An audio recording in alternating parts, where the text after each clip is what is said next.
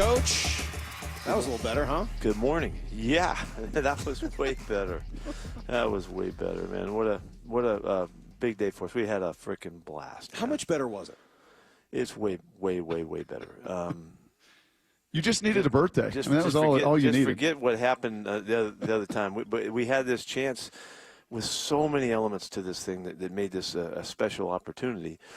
Because of all the buildup and because of their success and their hype and their win, the big win on the road and all that kind of stuff, all of those things. And we're at the other end of the spectrum of it going into this thing with everything to gain, and our guys totally responded. I mean, the effort throughout the day, all phases, the belief that we were going to win the game throughout all phases, no matter what, because this game kept going back and forth, and they responded really well a number of times in the game. It could have, we could have lost our edge or discouraged or whatever. That didn't even enter anybody's mind. And so the fact that we were able to finish the game, and then we hold them to kick the field goal so that we can get the ball, and Drew wins the freaking toss, huge, and then Geno just takes us right down the field, and the guys come through in magnificent fashion. So there was a tremendous amount to take from that game for us, and I think we saw ourselves in very clearly, and that was really, really important for us. I am trying to remember where over all these years, Pete, where you can clearly see how a Wednesday led to a Sunday victory. And I know, and I've heard it a ton from coaches, and it's Sundays in the NFL, it's Saturdays in college football. But, yeah, we see the game, but you don't see the Wednesday or the Thursday or the Friday. And we don't often hear about it, and the media is not allowed to watch it.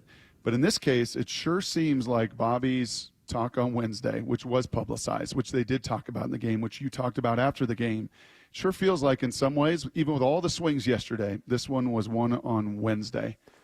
Is that a fair assessment? I don't know if it was one on Wednesday, but I do know that what I want Bobby to receive that credit, not because he needs that, but just because it was the moment of truth that was spoken and they heard it, and they responded. I can't tell you guys, it was an immediate response.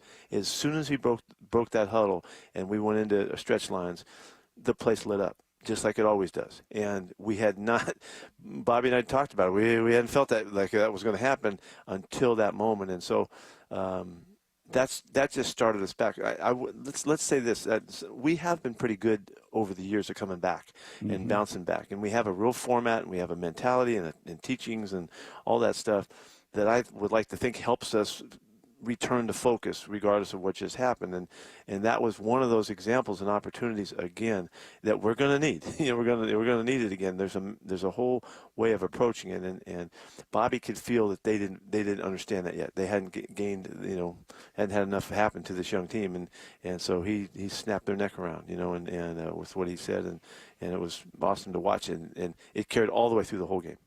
Salk, it's basically what you felt with KJ on Wednesday. Yeah, that intensity?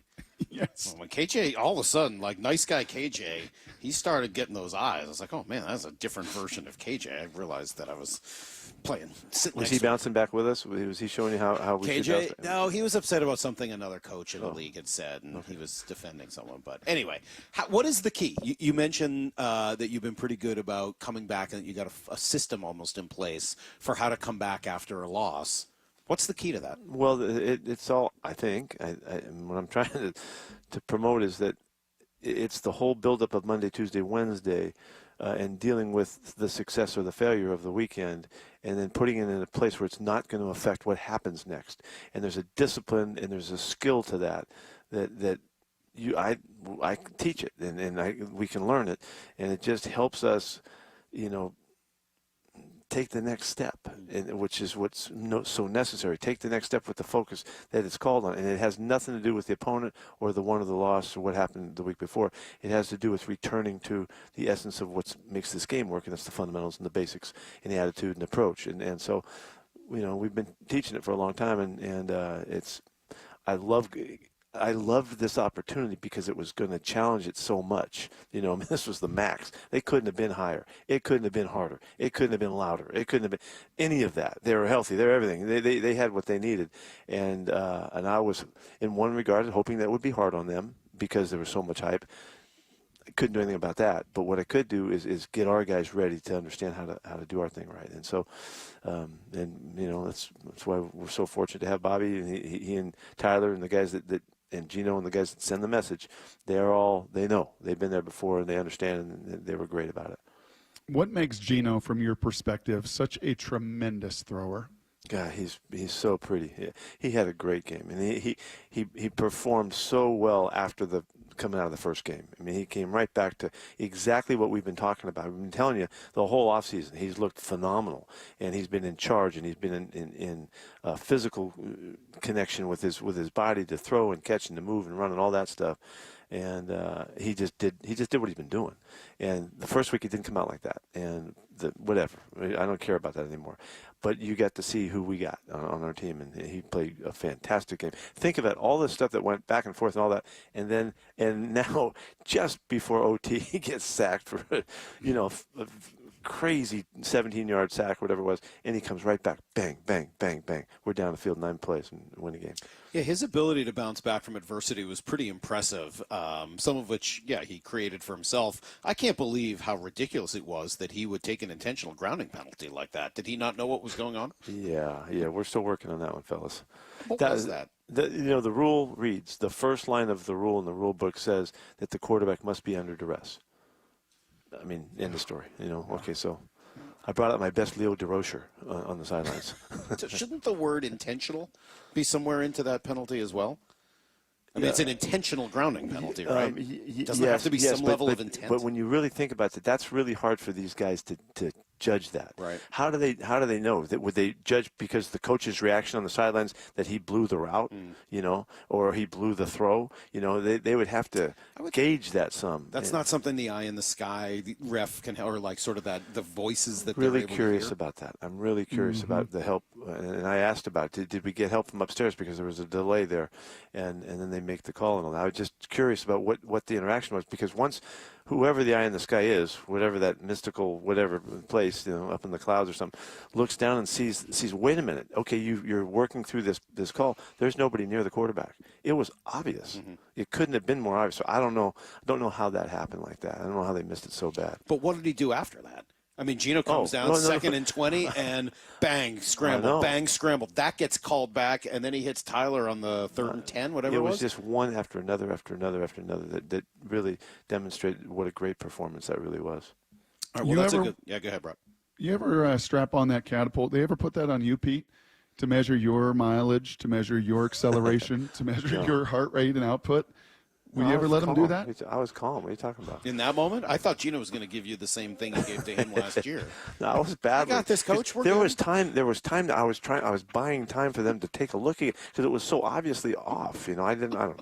All right, let's play you some Raves. This is as good let's hear Raves. This is the one you need. This is the walk-off winner. Here was Raves, and with a little help from Wyman, this was how it all ended yesterday. Geno from the shotgun with Walker beside him. 3 wide receivers in the game. Geno is looking. Now he throws far side. It's Lockett. Does he reach the ball across? He does. Yeah. It's over, baby. Touchdown, Seahawks. Tyler Lockett on a little pass out into the right side flat. Reaches the ball across the pylon. He scores. They're going to check to be sure. But all you got to do is get the ball across the top of the pylon. And he touches it, and that is good for a first down. Knee out of bounds. Tyler Lockett, my hero. Game over. Seahawks win 37-31. All right, so there's a lot going on there in that call. Awesome. Yeah, his hero, Tyler Lockett. Why isn't he more people's hero? I don't know. He's mine. How is he possibly still as underrated as he is? I don't know. What a phenomenal game he had. Golly, the other touchdown pass was a great catch. And he makes it work so that he stays in bounds as well. The first down out route that he makes, on the great little wiggle that he's been working on, and he just continues to do great stuff. He's a phenomenal competitor. Can I follow up on that? When you say a great little wiggle that he's been working on, is that to say that a wide receiver like Tyler will work on something in particular for that move on that route and then bring it out in that moment on a 3rd and 10 What Tyler is famous for in our world is him executing things exactly like he practices it. He masters what he's doing, how it fits for the whatever the concept is. But it looks exactly like it's supposed to in the game. Usually there's a deterioration. The guys don't quite get all the distance, or they don't quite get their feet exactly the way they want it. They turn a little earlier. He is not that guy. He will max out every detail of the concept that he's trying to execute, regardless of the situation, how deep into the game, or how crucial it is. He's phenomenal. That's why I have so much respect for him, because he can do it exactly like he prepares it, and he did it again. You want to hear a fun number, Pete? I've rattled a few different times this morning. Through 2 games, the Seattle Seahawks are 3rd in the NFL, allowing 2.9 yards per rush. There you go. That's the Rams. That's McVay. That's his run system. That's Gibbs and Montgomery, 2 absolute horses behind one of the better esteemed offensive lines in the league. What are the guys doing, from your perspective, to be 3rd best in all the NFL, 2.9 yards per rush allowed? You have to give Clint a lot of credit here. He has set his sights on making this happen, and with the emphasis and structure of what we're doing, it's the subtlety of the calls, but it's the discipline that it takes. This is such a hard thing to do without discipline. They have to be so strict. It's not just hard, tough guys throwing guys on the, to the side making tackles. It's everybody fitting together, and that's an orchestration that he's responsible for. Now, you've got some terrific guys now. It starts with Jay Reed right in the middle. It starts with him. He's a tremendous technique, tactical player, and so he starts the whole. It works out from him, and then Bobby and Jay Brooks and the guys doing their thing. On and on. Chenna, so disciplined on the edge and so aggressive. It's all of that makes it happen. And then it comes down to the DBs cleaning it up. So it's a full commitment that we had lost a little bit of emphasis in the last couple of years, and we're back to it. And so this is something we should be able to continue because we're not changing what we're doing. We're going to keep working it. It'll pay off for us in the long run. What kind of game did Devin Witherspoon have? Spoon did good. He did really well. He got whipped on the frickin' flea flicker thing. It's too bad, and we wish the safety could have helped him, but he got smoked on it. And but he was really close on a number of other routes. I thought that the PI that he got was the happening that the receiver broke down right. He settled, and the receiver broke down right into him, and he just kind of caught it, and that was it.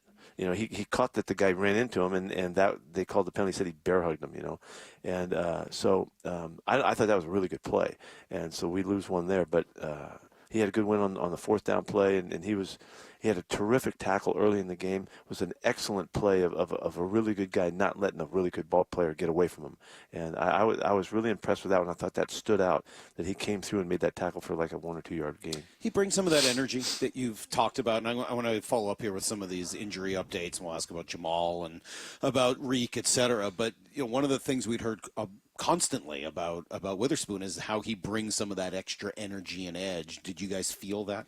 Yeah, he fit right in. Nothing really jumped out in particular, but I know who he is now. We've been around him enough, and he has something to add. He's a feisty, ferocious football player, and that's why he is what he is, and that's why he's so special to us. He'll have more moments that we'll see, but he was really comfortable with it. I asked him in the game, in the probably end of the first quarter, "How you doing?" See any big smile. It's easy. Is what he said, and he felt very comfortable. In his first outing. Right, wrong, and different. Oh, yeah, go ahead. Before the injuries, I just want one last one because I think this is important for a lot of fans. I apologize. I like interrupting you, though. Right, wrong, and different, Pete. He's going to be compared and contrasted with Jalen Carter, the kid at number 5 that ended up going to Philly, not at 6 or at 7 or at 8, but further down the line. But outside the building, there's going to be noise or comparisons to why a corner there versus not. You were so steadfast that night. I remember you so vividly in the room next to us here where you were just like, hey, man, I saw Troy Polamalu. I know the difference that an elite, instinctive defensive back can make. I don't think people always understand that. Your background is defensive backs. Can you just speak to the impact that an elite, difference-making DB in this league can make? Well, they'll add up. There'll be so many moments that will add up that we'll see him come through on. There's a really simple one, when there's 1 second left to go in the half, and we make a call, and Spoon knows what's going on, and he backs off and bails out to catch the deep ball, not let him throw the deep ball on him. And on the other side, Trey Brown pressed it and put himself in a one-on-one, and sure enough, that ball went right up there, and it took a great play by Trey Brown to defend that play. But I know that doesn't seem like much, but he knew exactly the situation. You should never be pressing in a situation like that. You should be off and make it easy on yourself. And that's one. The tackle that he made, that one simple little tackle, when he gets his feet tangled up, he's all over the fourth down route. He has another play that he makes. The PI was not a bad play by him. That was an excellent play. And they'll just add up, and he'll just make the right choice at the right time. He'll sense what's happening, and he'll take the opportunity to jump stuff, because it won't be a guessing. He'll know, and it's that level of awareness that separates guys and gives them a chance to be great players, and hopefully he'll have plenty of shots and he'll show us. Let's run through just a couple of these. What do we know about Tariq Woolen this morning? I don't have any update on him other than it's not bad. The first thing is it's not a bad injury. They got to figure out how uncomfortable he is. They call it the SC. I think it's SC joint. Yeah, sorry. SC joint? I don't know if that's right. Is that from USC? Yeah, Is that the AC joint? I would have called it the Trojan joint. All right, so there's some joint near his clavicle is what I'm getting. Yeah. Okay. Yeah. What about Charles Cross? What's an expectation for this I don't week? have anything updated on that. I mean, it's just day to day. He's just got to get rid of the soreness and a little bit of swelling that you have in your big toe. It's bothersome. It's a heart injury, and for a big man too. So we'll have to see how he does day to day. Do we have a shot to see Jamal this week? Jamal's going to be going full speed this week. This is the week that we've been counting on to really cut him loose. And so whether or not he plays or not, it could be another week from now, and we'll see how he goes. But it's exciting to see him. He had a great week last week. This will be even better, and we'll be prepping for maybe that next week. And DK came through okay? He's sore. I haven't talked to him this morning, but I bet he had a hard time sleeping. He took a real shot and literally got back in that game just totally on guts. And I was really proud of him in the way he performed in this game. He took a lot of heat last week, from the way things went and all. And he had to make a real conscious effort to make sure that he was focused and everything was all right in front of him. And he did a phenomenal job. And he was calm and poised. He was a freaking warrior in the moment. And that's where I see him at his best. And I'm really hoping that's going to be a continued step that he takes and shows how he can elevate and really play a great football game. It's a great catch. The one on the goal line when he gets smacked, that's a terrific play. I don't know how that wasn't a touchdown. I just wish they'd have given it to him for the hit he took and all. But coming back on was it the third down when we got in the last drive? Yeah.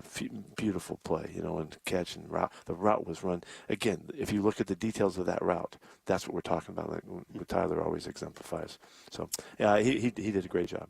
Pete, it felt like your two big tackles. If last week against the Rams. Oh, man, let's talk about those guys. Yeah, it felt like if the Rams, you talked about some of the pass rush challenges because too often it was down the middle of guys.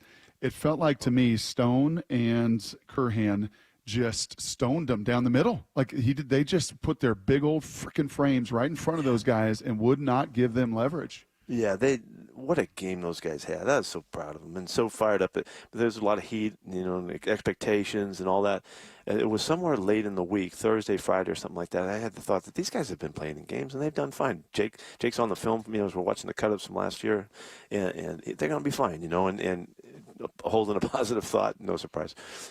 But to see them come through like that and to be so solid against a premier player, Hutchinson, he had a great season last year and all the expectations that he could do whatever. He would have a wild day at us, and it just didn't happen. And I'm really fired up for those guys. I couldn't wait to hug those two guys up in the locker room and just jump all over them because of what they had come through with. Did you do anything special ahead of time for them? I mean, was there anything built in to get them ready differently? No, other than to make them know that we believe in them. And then Shane did a great job with the protections and the multiplicity of things that they had to rush against. just a great array of things that we showed them, kept them, at bay. And so it gave Geno a chance. We said early in the game, hey, we're protecting these guys, and we're holding up fine right in the middle of the first quarter, you could tell, and hoping that it would sustain. But Geno had a great day in the pocket now. He was all over it. You mentioned the locker room. I wanted to play you cut 13 here, Maura, if you could. I was curious if you were a big part of this celebration afterwards.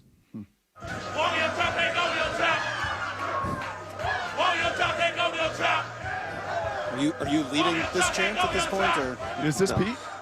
that's not you in the blue ski mask leading the chant? No, that wasn't me. Okay, That was just the fellas having fun. Is that a pretty standard affair after a game? Whatever, it's a total freelance shot. Whatever comes up, and Ballore has to make sure to keep his shorts on and stuff like that. He runs around in a jock at times like that, and Right.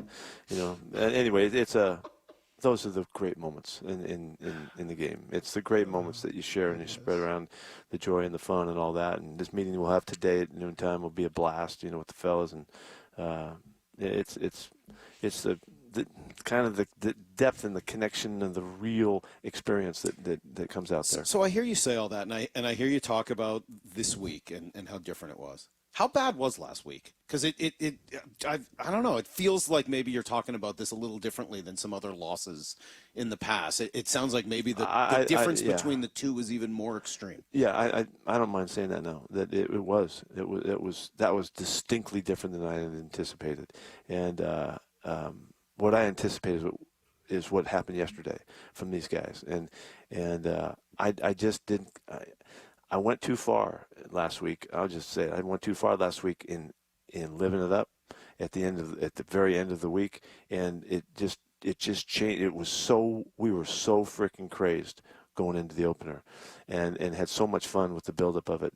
I just feel like I went too far, and we didn't capture the essence of playing great football, and it showed in the second half, and so I was really pissed at myself the whole week, and I thought that I could have done way better. So sometimes it works, sometimes it doesn't, and at the other end of the spectrum, I'm thrilled about what we just did. It was a major accomplishment for this football team to know who they are, and that's enormously powerful. Coach, thank you. Okay. Congratulations. Nice to see you. No more raves. I'd love to hear a couple more raves. That was freaking all-time. Next week, I promise, we will have that more. might have been one of my favorites. That was a ever. good one. Yeah. I kind of like Wyman on the background of it, too, though. That's a big yes. Yes. Yes. Terrific. Thank you, Coach. We appreciate it. We'll be back tomorrow morning, 6 a.m. Brock, until then, the hay. Oh, it's in the barn. See you, everybody.